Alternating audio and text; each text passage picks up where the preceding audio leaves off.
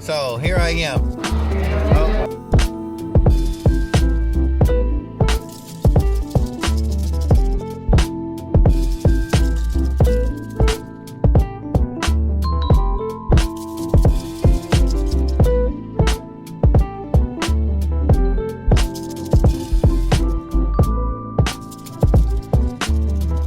Okay, we are on the 92 Corvette today. We are on the 92 Corvette today. And I got an update. Whew. All right, so yesterday I got off of work and I came home and I decided to stab the engine in the car. I didn't record it, of course, because it's nothing spectacular about putting the engine in the car, but it's everything that goes on from here. So let me turn y'all around and show y'all what I did.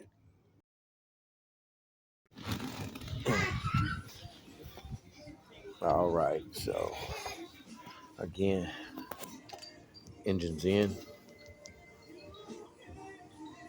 engine's in.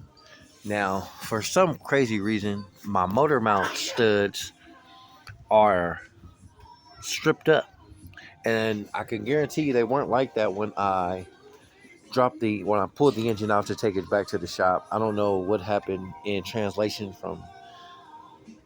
from my van to the shop, but yeah, the motor mounts were stripped up. So I ordered a new set, waiting for them to get here, so that I can go ahead and button this thing down. But what I'm going to do in the meantime is they're already fucked. I'm going to strip them up, put them on, get it locked down in the car because I can always change the motor mounts. They're very easy to access, even with the headers on the car. So, um, no biggie. But again, we are back inside of the car. Today, I'm going to get the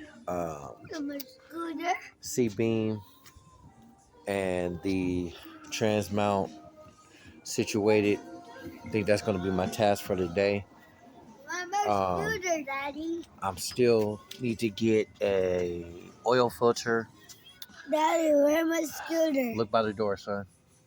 I need to get an oil filter. I need to go and get coolant. And of course, I need to put everything back in the car.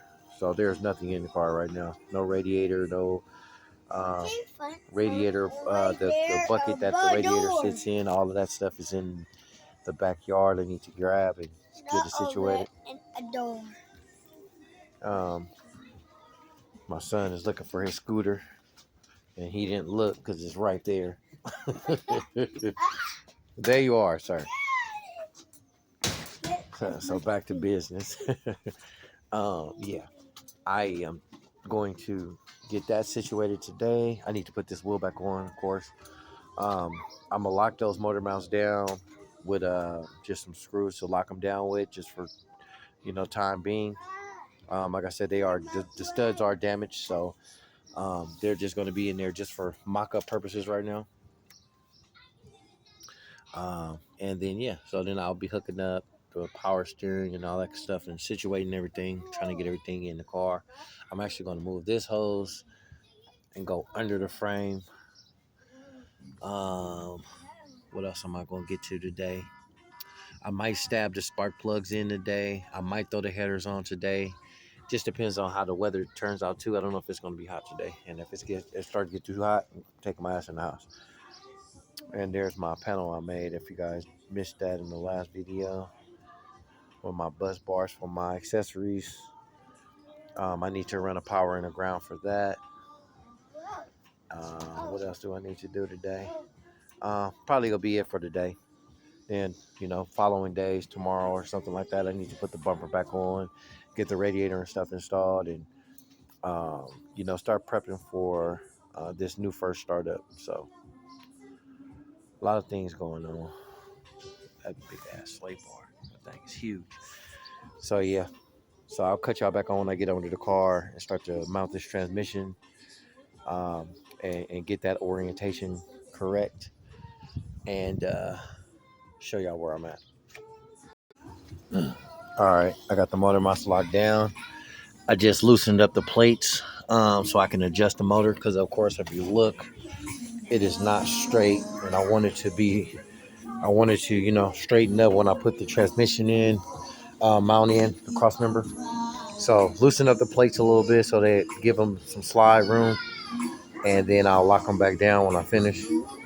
Um, and yeah, next I'll be under the car getting this transmission mount and cross member on and locking that down. All right, so I got the motor in, got some good space from the rack, nothing's rubbing. Even got a little bit better clearance on this hose right here from the last time. Kind of loosened up the motor mouse and then slid the car back. Actually got some distance away from that head in the firewall, and as you can see, there was some damage from the last time I was installed. Wasn't done by me, but it was done. And then under the car, transmission's in the right spot. Um, Everything seems to be good under here. Nothing's hitting. We are good for the motor mount now, or the transmission mount. So let me go show y'all that. Now this transmission mount was fabricated because they didn't make a mount for this setup. But looking at the setup that Tremec has, or maybe a Silver Sport transmission, the T5 mount look like it'll fit and do what it needs to do because it looks like it's the same orientation as what was built. But this is the mount, and almost my toe. All right, so here's the mount. So transmission bolts, cross member tube bolt, and then the other cross member tube bolt, which they didn't put a round tube in or on. So I'm going to remedy that and weld my own in. But this is the mount made of some heavy duty steel. Not really looking for it to be pretty. It's under the car. Who cares? Some people may. I don't. It's under the car. But this is the mount. There's some Mickey Mouse bullshit that was put on. That was called a safety loop. That, yeah. I cut it off. So let's go back out here.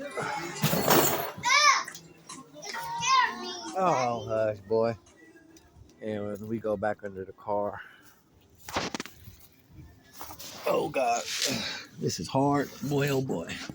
Don't get old. So it goes in this orientation. Transmission mounts or bolts. And then, of course, the cross member sleeve.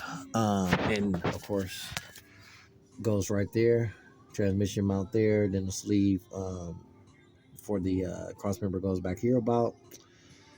Yes, I got to touch up on paint on the bottom of the transmission, of course, scraping it up, putting it in the car, but no biggie. Got a can on deck. But there's the underside of the car. There's the drive shaft. And let's get this mount installed. Turn y'all back on in a minute. All right. And so I just got the engine and trans all locked in the car. Motor mounts, trans mount, C-beam, everything's locked in. So, of course, like I said, motor mounts there, locked in. Sitting under the car. Everything's locked down. Hopefully y'all can see that. Kind of at a weird angle. But trans mount is in. If you can see it, trans mount is in. Drive shaft is in. C-beam is locked down. Everything is in now. So one more step completed.